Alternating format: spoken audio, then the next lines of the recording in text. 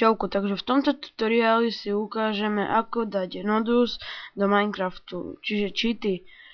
Ako to dať do Minecraftu na 1.5.2 verzii na Windows XP. Takže ten Nodus mám tu pripravený. Dáte ho tam tak, že spustíte ponuku Start, spustiť. Miesto CMD projektoru tu dáte app data, takže tak, vidíte, Enter alebo OK. Tak, a máme to hneď prvé, bodka, technik, to je iný Minecraft, takže Minecraft, a teraz nás zaujíma bin. Takže otvoríme to, tu vidíte Minecraft a tento hneď ako odstránime. A skopírujeme si to, alebo to tam vložíme, ja si to skopírujem, aby mi to ostalo ešte na ploche, keby sa mi náhodou vymazal.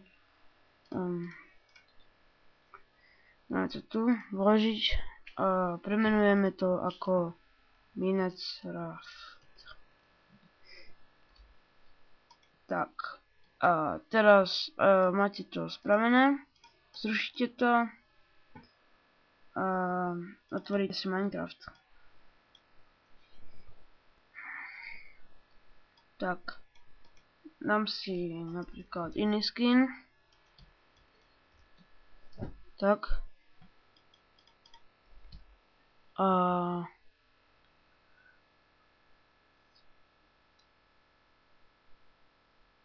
takto. Počkáme. Ja vám to pretočím.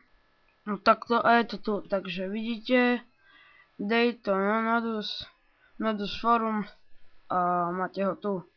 Takže v pokračovaní v ďalšej časti vám ukážem, ako to funguje. Aspoň čo o ňom viem. Takže ja sa s vami učím.